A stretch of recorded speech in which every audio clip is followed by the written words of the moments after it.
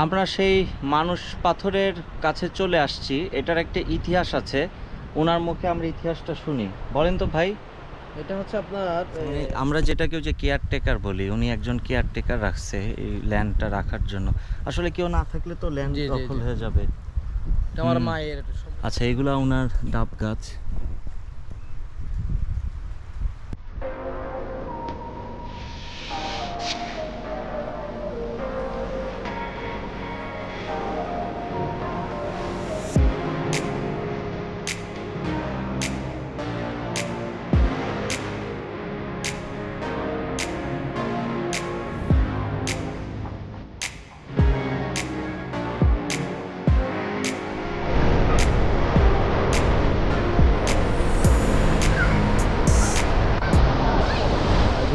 এই দ্বীপে যে আমরা মিষ্টি পানি পাই, এই যে এই গর্ত, হ্যাঁ, এই গর্তটা করা হয়েছে মিষ্টি পানির জন্য। এখান থেকে মিষ্টি পানি কালেকশন হয়।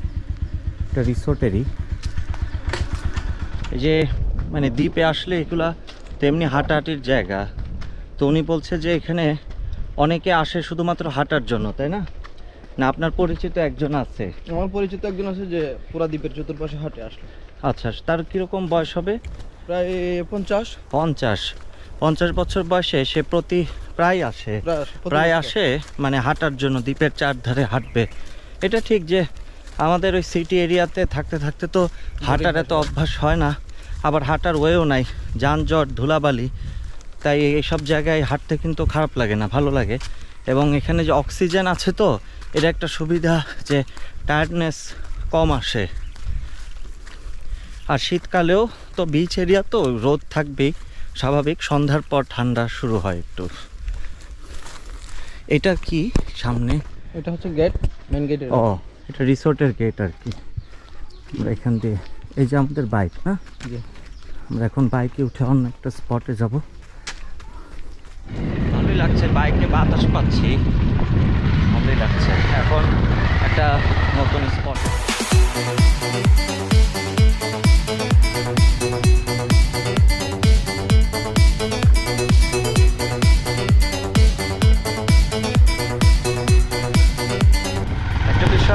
সেটা আমরা যে বাইরের দেশগুলোতে যাই, ওখানে দেখা যায় যে সিটি এরিয়াগুলোতেই থাকা হয়। আমরা যে থাইল্যান্ড, মালয়েশিয়া, বালি, তো তারপর গেলেও দেখা যায় বালিতে অবশ্য প্রাকৃতিক জায়গা, ওখানে গাড়িতে করে মুভ করা যায়, বাইকেও মুভ করা যায়। কিন্তু এই রুরাল এরিয়া এরকম এই যে দুই ধারে গাছপালা, তারপরে এতটা ন্যাচারাল, মানে এরকম ট্যুর হয়তো বাইরে করা যায়, বাট এরকম এক্সপিরিয়েন্স আমার হয়নি এখন পর্যন্ত। তো দেশেই এটা সম্ভব। যেমন কুয়াকাটাতে গিয়েছিলাম, ওখানেও আপনারা দেখেছেন যে বাইক দিয়ে পুরো দ্বীপটা কাভার করেছি। এই যে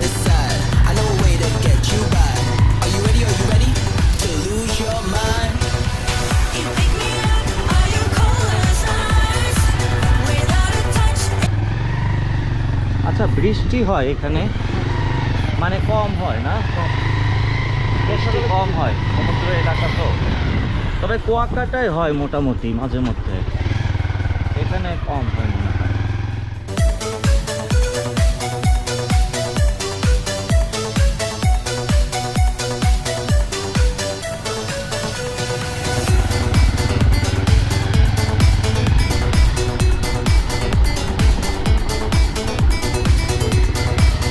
বেশ সরু রাস্তা।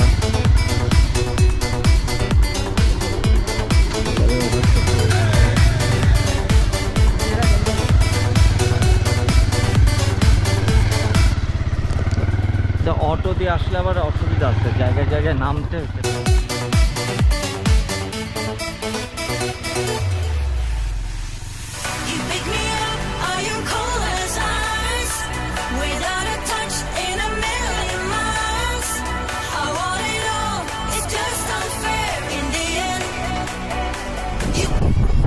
এদিক দিয়ে তো আসছিলাম না, আমরা গেছিলাম নাকি? এই যে সেনাবাহিনীর যে জায়গাটা, ও, এটা সেনাবাহিনীর জায়গা। আচ্ছা, আমরা এখন যাচ্ছি প্যাডাং পাথর, না? প্যাডাং পাথর, যে এটাও একটা হোটেল রিসোর্ট।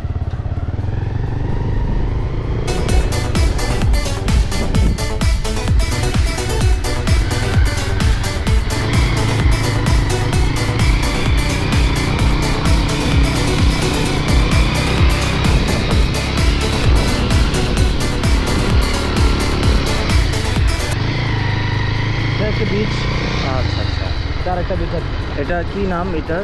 এটা বিনা আগন্ত বিচ যেটা বলে। আগন্ত বিচ। আচ্ছা, এখানে আস্তে আস্তে রিসোর্ট হচ্ছে আর কি। ও এখান থেকে রিসোর্ট হচ্ছে না? এই যে সামনে resort হচ্ছে। ভিউয়ার্স, আপনারা যেগুলো দেখতে পাচ্ছেন এগুলো হচ্ছে বিভিন্ন ধরনের রিসোর্ট, যা মূলত ইকো কটেজ। এই ইকো কটেজগুলো Saint Martin main beach point এবং জেটিঘাট থেকে অনেকটাই দূরে। এই রিসোর্টগুলোতে যারা রুম নেবেন তাদেরকে জেটিঘাট থেকে অটো দিয়ে আসতে হবে এবং চেক আউটের দিন পুনরায় অটো দিয়ে জেটিঘাটে ব্যাক করতে হবে। আপনারা দেখছেন যেহেতু এই ইকো কটেজগুলো সেন্ট মার্টিনের মূল বিচ পয়েন্ট এবং জেটিঘাট অথবা বাজার থেকে অনেকটাই দূরে, এ কারণে এই রিসোর্টে যারা রুম নেবেন তাদেরকে অবশ্যই রিসোর্টে পরিবেশনকৃত খাবারের উপর ভরসা করতে হবে। এই রিসোর্টগুলোতে রুম ভাড়া 6,000, 7,000, 8,000, 10,000 এইরকম হয়ে থাকে।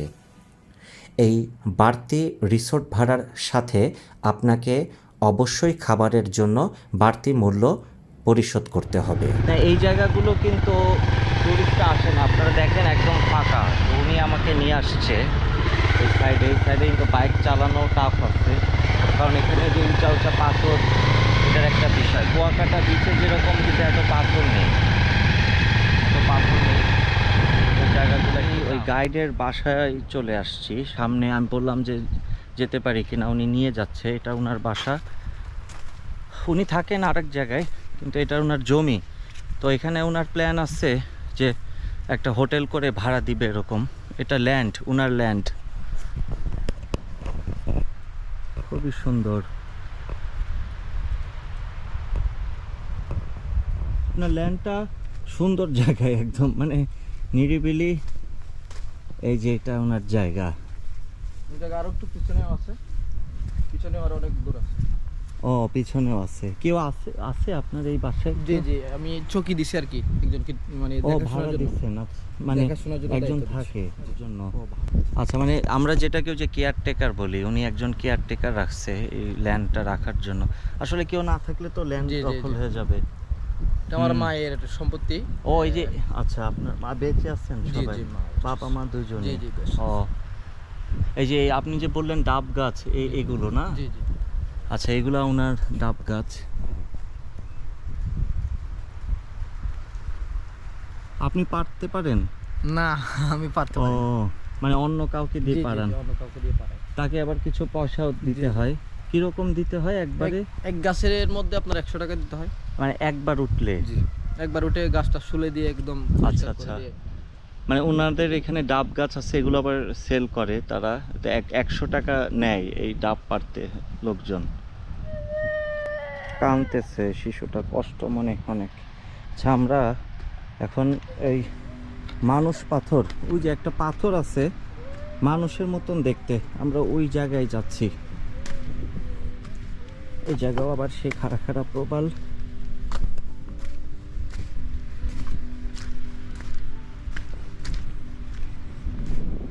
ওই যে মানুষ পাথর। আগে পরে কিন্তু সেন্ট মার্টিনের এই সাইডটাই ডেভেলপ হবে। তাই? আগে পরে, কারণ এখন মানুষ সবাই তো দালান কোথা দিয়ে থাকে, হুম হুম হুম, সবাই চায় একটু নিরিবিলি নিরিবিলি জায়গা। হ্যাঁ, একটু কাঠের ইকুর সাহেবের থাকার জন্য অনেকেই চাচ্ছি আছে। হুম হুম হুম। এদিকে যতগুলো রিসোর্ট আছে আপনার সব ইকো সিস্টেম। ও, এগুলো সবই ইকো কটেজ আর কি। এখানে ইকো কটেজ হচ্ছে সব। আমরা ওই কাছেই যাব।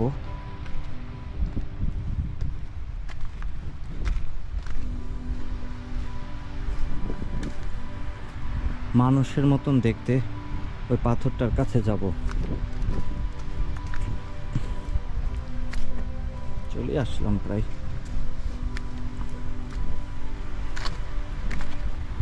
চোখা প্রবাল, খুব সাবধান।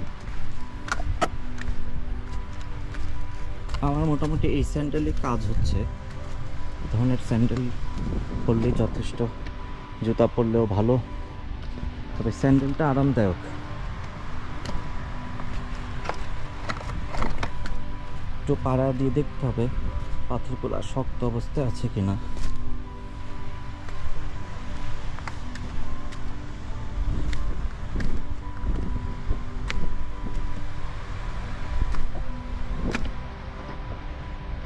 ওই যে মানুষ পাথর,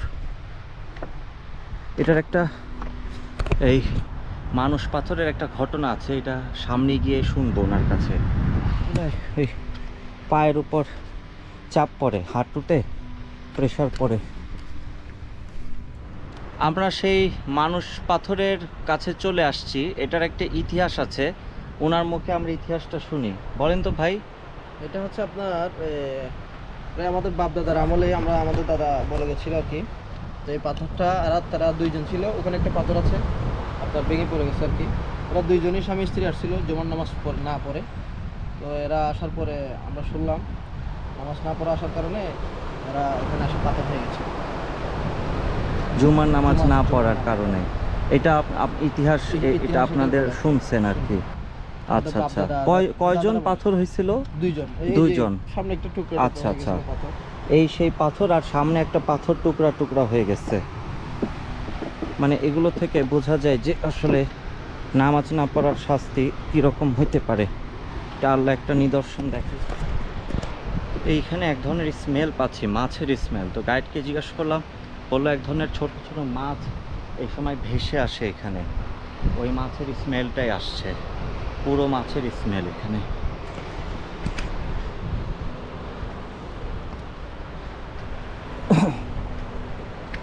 তো কেয়ারফুলি যেতে হবে। তারা অনেক ফাস্ট, এই যে চলে গেছে। স্থানীয় মানুষ এখানে বড় হয়েছে, তাদের কাছে এগুলো তো কোনো ব্যাপার না।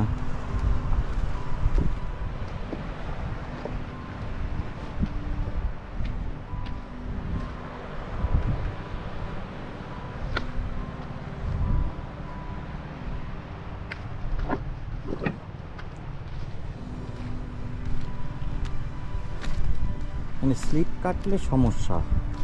স্লিপ এখানে অবশ্য শুকনা, ওই সাগরের কাছে যেগুলো থাকে ওগুলো পিচ্ছিল থাকে, শ্যাওলা জমে পিচ্ছিল হয়। ওপস,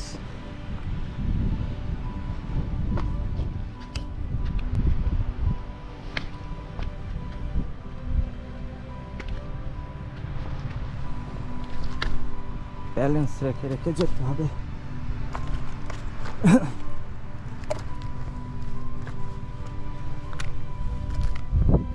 এই যে শামুক,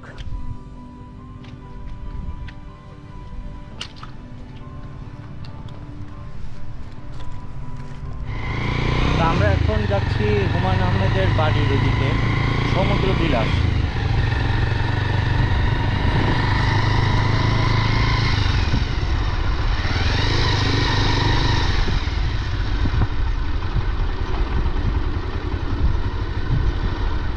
হলো আপনার 60%। ইনভেস্ট করলে 60% প্রফিট, আর যার ল্যান্ড সে পাবে 40%। মানে এখানে রিসোর্ট করা যায়, ইনভেস্ট করলে 60% প্রফিট, আর যার ল্যান্ড তার 40% প্রফিট। তো অলরেডি সবাই করছে, যাদের সুযোগ আছে বা উপার্জন করতে চায় তারা এখানে কমার্শিয়াল হোটেল রিসোর্ট গড়ে তুলছে। তবে এইসব রিসোর্টে থাকা যায় নিরিবিলি। এই যে এখন যেমন আবার রোদটা নাই, ঠান্ডা একটা বাতাস, জোস লাগতেছে। কিন্তু এখানে আবার ধরেন যেটা অর্ডার করবেন ওইটাই খেতে হবে। কিন্তু ওই সিটি বলতে এটা তো সিটি না, ওই বাজারের কাছাকাছি থাকলে সুবিধা, আপনি যখন তখন যা মন চাই করতে পারবেন। হোটেলের ফুডও খাইতে পারবেন, নিজে গিয়েও খাওয়া যাবে। আর নিরিবিলি চাইলে এই বাইকে করে আসবেন, এসে যতক্ষণ মন চায় থাকা যায়। ঘুড়ি উড়াচ্ছে।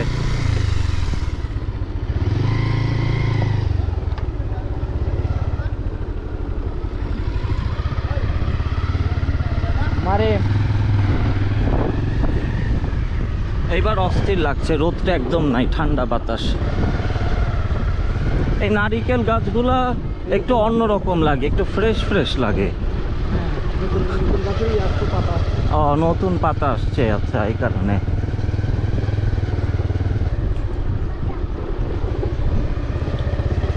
এই সেন্ট মার্টিনে কিন্তু ওই যে ট্রলারে করে ঘোরা যায়, হ্যাঁ, ওখানে ওই যে জেলেদের সাথে ঘোরা যায়, সেই অপশনটাও আছে।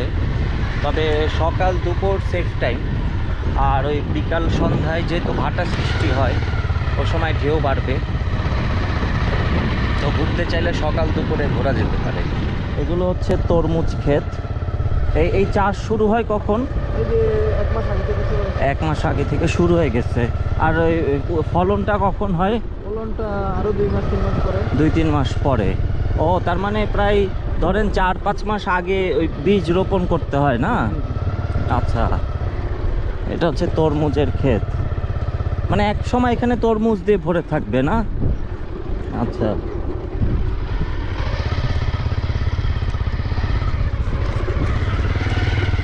একদম পারফেক্ট একটা ওয়েদার পাচ্ছি, মানে পুরো মেঘলা, রোদ নাই, ঠান্ডা বাতাস।